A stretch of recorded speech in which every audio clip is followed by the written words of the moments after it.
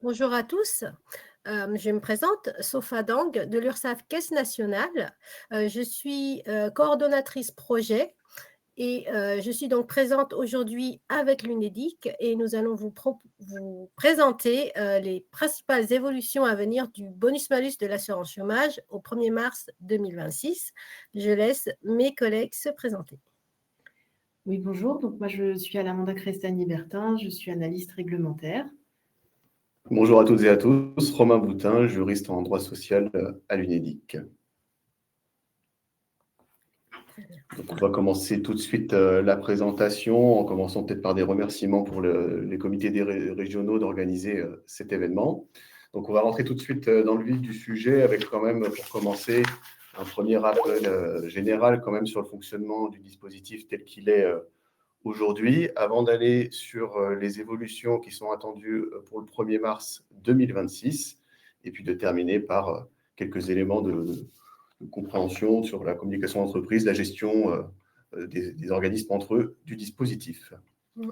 Très bien. Juste avant de commencer, n'hésitez pas à poser vos questions sur le chat, on y répondra en direct. Merci. Donc, très rapidement, on revient sur des choses que vous connaissez, hein, mais bon, que le bonus-malus, on est sur un dispositif qui est pensé pour inciter à allonger la durée des contrats de travail et puis à éviter un recours excessif aux contrats courts d'une manière un peu plus générale. Pour ça, on a un mécanisme qui vient moduler à la hausse ou à la baisse le taux de contribution patronale d'assurance chômage des entreprises d'au moins 11 salariés en fonction de leur taux de séparation, sachant qu'on est sur un taux de droit commun de 4%. On est sur un dispositif qui est applicable depuis le 1er septembre 2022 dans un champ d'application de 7 secteurs d'activité qui n'a pas bougé depuis et qui va rester le même jusqu'au 28 février 2026. On vous a mis à côté les points clés, hein, mais voilà, pas de grande surprise. On est sur des modulations qui durent 1 an avec un taux modulé qui est recalculé chaque année, renotifié chaque année. Ce taux modulé, il est établi sur la base des séparations qui sont imputées à l'entreprise. Et on est sur une intensité de la modulation qui peut descendre jusqu'à 95% du taux de contribution patronale d'assurance chômage et monter jusqu'à 5%, sachant que voilà, ça va dépendre du niveau de recours au contrat court. Donc, pour rentrer un peu plus en détail sur le fonctionnement actuel du dispositif, je laisse la parole à Alamanda. Et donc, sur le fonctionnement actuel du dispositif, pour commencer, un petit rappel sur les différentes périodicités, puisque le bonus-malus, c'est un dispositif qui fonctionne avec différentes périodes. Donc, comme l'a évoqué Romain, on a ce qu'on appelle des périodes de modulation, qui sont des périodes d'1 an, au cours desquelles les taux de contribution modulés notifiés aux entreprises sont applicables. On a une période de modulation qui a une durée particulière, c'est celle qui a débuté au 1er septembre 2025, parce qu'exceptionnellement, elle est d'une durée réduite de 6 mois. On verra par la suite qu'il s'agit d'une adaptation du calendrier. On a un autre type de période qui est celui des périodes de référence, qu'on appelle période d'observation, où on va regarder les comportements des entreprises pour calculer leur taux de séparation et les taux de séparation médians du secteur dont elles font partie. Ces périodes d'observation, dans le fonctionnement actuel du dispositif, elles ont lieu entre le 1er juillet de l'année N-1 et le 30 juin de l'année N. Donc, on est sur des périodes d'observation d'1 an. Et à titre d'exemple, sur la période de modulation actuelle, celle qui a débuté au 1er septembre 2025, on est donc sur une période d'observation qui a couru du 1er juillet 2024 au 30 juin 2025. Et enfin, on a une période de référence qui, elle, est plus ancienne et plus longue, qui sert à calculer les taux moyens par secteur et donc à déterminer quels secteurs vont constituer le champ d'application du bonus-malus. Dans le cadre de la modulation actuelle et des modulations précédentes, cette période de référence, elle est du 1er janvier 2017 au 31 décembre 2019.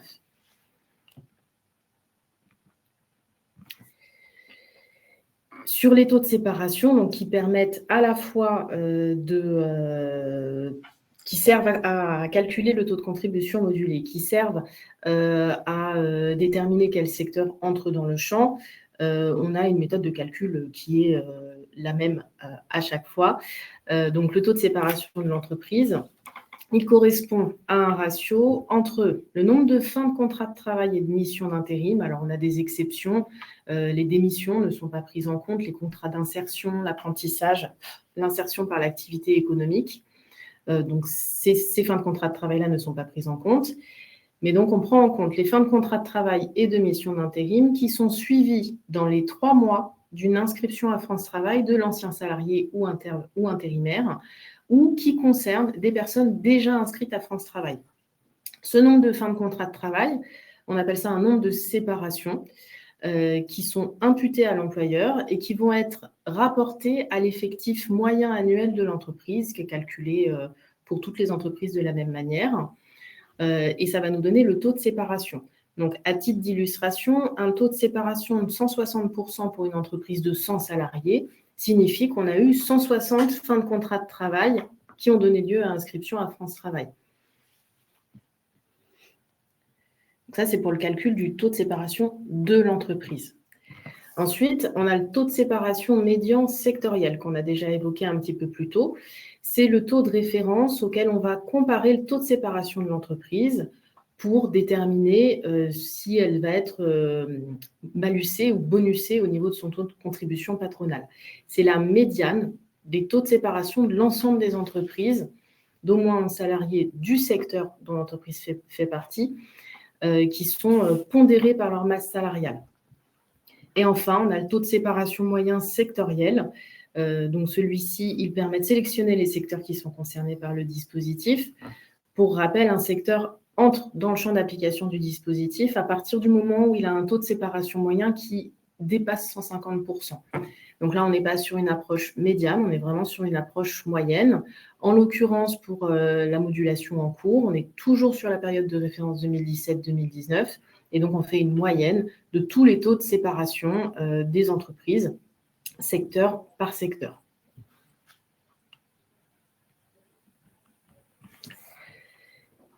Une fois qu'on a tous ces éléments sur les taux de séparation, on est en capacité de calculer le taux de contribution modulé. Le taux modulé, il est obtenu à partir de la formule que vous avez sous les yeux.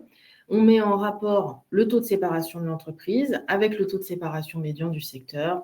On multiplie par 1,46 et on ajoute 2,54.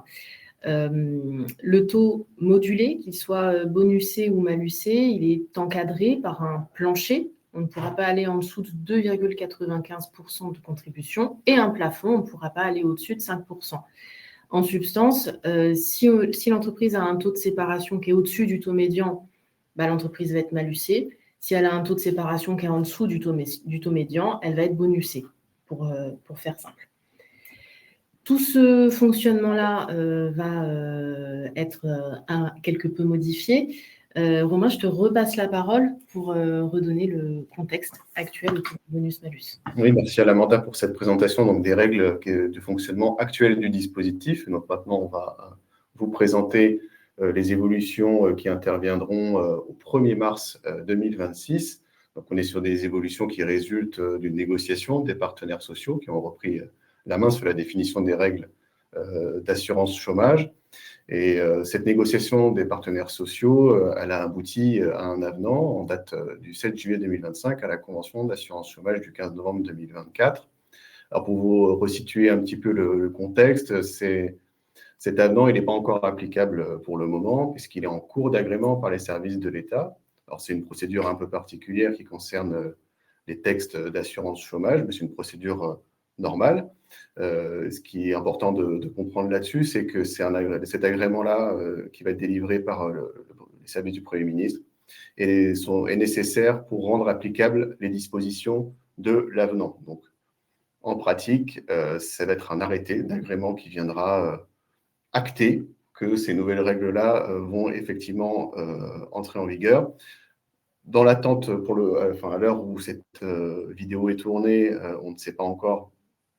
On n'a pas encore cet arrêté, il n'est pas encore publié. Donc, ce qu'on va vous présenter là, c'est sous réserve évidemment de confirmation par cet arrêté-là, mais qui, la procédure étant déjà lancée, devrait intervenir assez rapidement. Donc, je redonne la parole à l'Amanda pour vous présenter plus en détail ces évolutions qui interviendront le 1er mars 2026. Merci Romain. Effectivement, il y a un certain nombre de changements qui vont intervenir. Déjà, vous le voyez, on vous parle du 1er mars 2026 et non pas du 1er septembre. Je vous indiquais tout à l'heure qu'on avait un petit changement dans le calendrier et que, de fait, on avait une période de modulation actuelle qui, exceptionnellement, ne durait que 6 mois. En réalité, les périodes de modulation auraient dû, depuis un certain temps, en tout cas à l'origine du dispositif, il était prévu d'emblée qu'elle court du 1er mars d'une année jusqu'au 28 ou 29 février pour les années bissextiles de l'année suivante. Donc là, on est actuellement sur une période de modulation transitoire qui permet de se réaligner avec ce calendrier initialement prévu. Donc, les évolutions que je vais vous présenter vont entrer en vigueur à compter du 1er mars 2026. Donc déjà, on a une évolution du champ d'application. On a une nouvelle liste de secteurs qui va être concernée par le bonus-malus. Cette liste de secteurs, elle a été déterminée sur la base de l'observation des comportements des entreprises entre le 1er janvier 2022 et le 31 décembre 2024. On a décalé la période de référence en cohérence avec l'année 2026. Et on retrouve peu ou prou les mêmes secteurs, à ceci près que le secteur travail du bois, industrie du papier et imprimerie sort de la liste parce que son taux de séparation moyen est passé en dessous de 150%. On retrouve donc la fabrication de denrées alimentaires, boissons et produits à base de tabac, la production et distribution d'eau, assainissement, gestion des déchets et des pollutions, les autres activités spécialisées scientifiques et techniques, transport et entreposage, hébergement et restauration, et fabrication de produits en caoutchouc et en plastique, ainsi que d'autres produits minéraux non métalliques. Pour ces 6 secteurs-là, pas de changement pour eux, ils sont toujours dans le champ d'application du bonus-malus.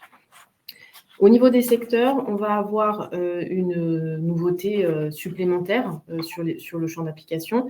C'est que pour les entreprises qui appartiendraient à des subdivisions de secteurs, on verra plus loin de quoi on parle, qui ont un taux médian nul, il est prévu qu'on leur applique le taux de référence de 4%. Pour précision également, comme on a décalé le calendrier, qu'on a décalé la période de référence, très logiquement, on décale également les dates auxquelles on va constater d'une part le code APE, jusque-là c'était le 1er septembre 2021, si je ne me trompe pas, et on a décalé au 1er septembre 2025. Et le code IDCC correspondait à celui, jusqu'au 1er mars 2026, le code IDCC associé était celui indiqué par l'employeur en 2020. Et bien ça a été décalé à 2024, en cohérence avec le reste du calendrier. La liste des codes IDCC, d'ailleurs, elle fait l'objet d'une actualisation parce que depuis la dernière période de référence, il y a eu pas mal d'évolutions au niveau des conventions collectives. Cette liste, elle est visible dans l'annexe 2 de l'accord d'application qui vient avec l'avenant dont... oui, qui n'est pas encore du coup disponible, mais... Voilà, mais qui le sera. Ça fait un peu de suspense, mais voilà. On a également une modification de la liste des séparations retenues. Donc, alors, toutes les évolutions que je vous présente là sont des souhaits des partenaires sociaux. Sur les séparations, il a été souhaité de réduire la liste des fins de contrat de travail qui sont prises en compte selon un certain nombre de critères. Notamment, jusque-là, on prenait toutes les fins de contrat de travail pour la détermination du nombre de séparations, quelle que soit leur durée. Pour ce qui concerne la modulation qui débute au 1er mars 2026, les fins de contrat de travail d'une durée inférieure à 3 mois sont les seules qui sont prises en compte. Donc, toutes les durées de travail qui dépassent 3 mois, même s'il y a une fin de contrat de travail qui rentre dans le champ du bonus-malus, ne sont pas prises en compte parce qu'on est vraiment dans une logique de contrat court et donc de durée courte d'emploi. Donc, il a été souhaité par les partenaires sociaux de réduire au niveau de la durée.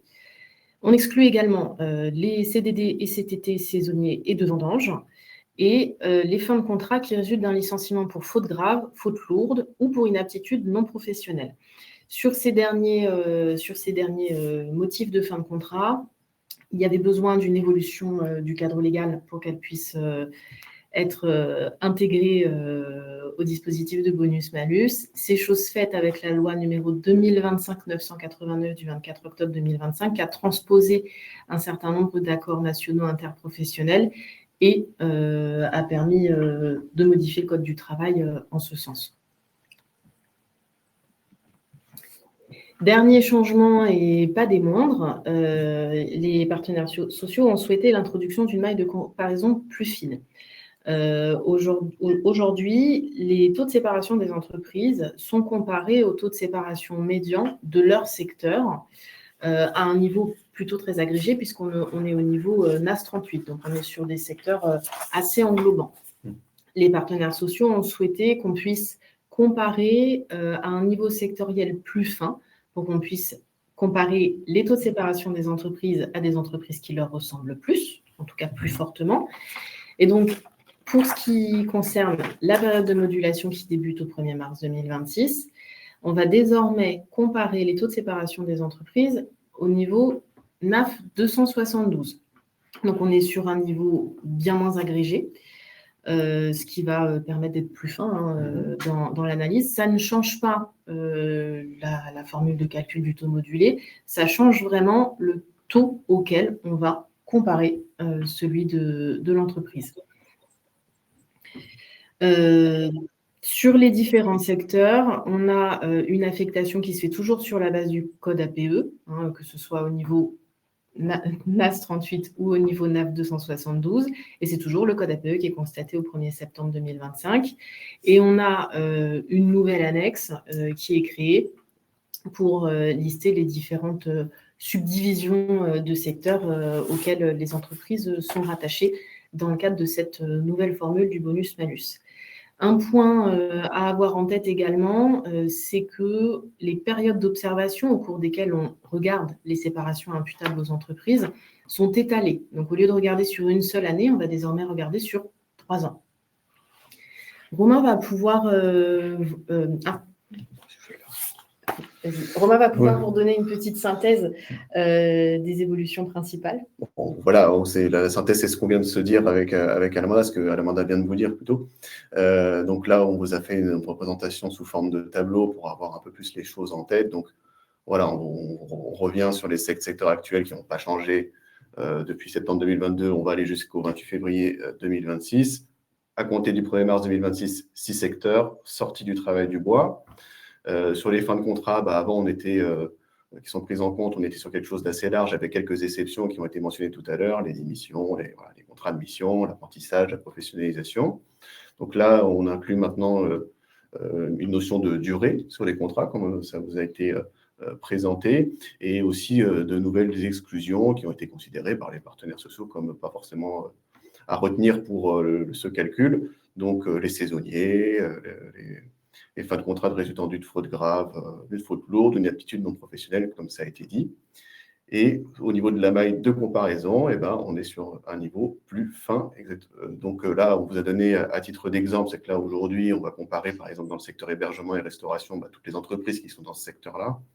Et donc, au niveau de la maille NAF 272, on va pouvoir comparer les entreprises qui sont dans le groupe services de traiteurs et autres services de restauration. Ce sera sur ce champ-là que les entreprises seront comparées les unes avec les autres. Donc, on enchaîne sur cette slide-là pour vous faire un petit peu un récapitulatif des étapes clés, avoir quelque chose d'un petit peu plus visuel sur l'enchaînement de ce qui a pu se passer, un peu depuis le début du dispositif et même à l'avenir. Donc avant, jusqu'au 31 août 2025, on était sur les règles qui étaient issues du décret du 26 juillet 2019.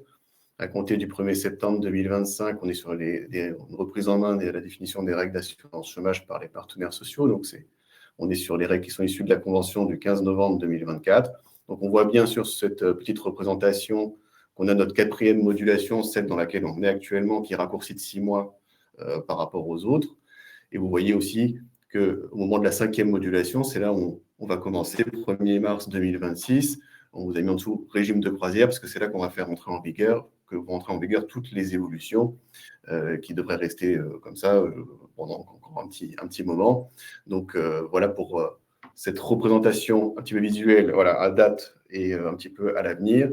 Et je relaisse la parole à Amanda pour vous présenter plutôt la suite sous forme plus visuelle.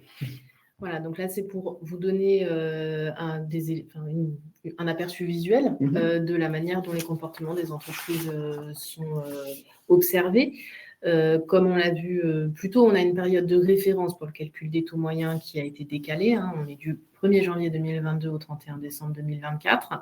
Mais surtout, ce qui va vous intéresser plus particulièrement, ce sont les périodes d'observation qui sont passées de 1 à 3 ans. Donc, pour la modulation 2026, donc qui commence au 1er mars 2026, on est sur une période d'observation qui va du 1er janvier 2023 au 31 décembre 2025. Et ainsi de suite, en escalier, période de modulation par période de modulation. Vous pouvez voir en dessous que la période d'observation se décale d'un an à chaque fois, mais reste bien sur 3 ans. Et Sofa, c'est à vous. Alors, au niveau de la gestion du dispositif, nous sommes donc, on l'a vu, sous l'égide de l'UNEDIC et aussi de la Direction de la Sécurité sociale, la DSS, pour l'implémentation des règles de fonctionnement. Vous voyez avec cette slide que c'est un dispositif qui est aussi pluripartenaire. Il comprend les opérateurs du recouvrement, URSSAF et MSA, mais également le GIP-MDS et France Travail.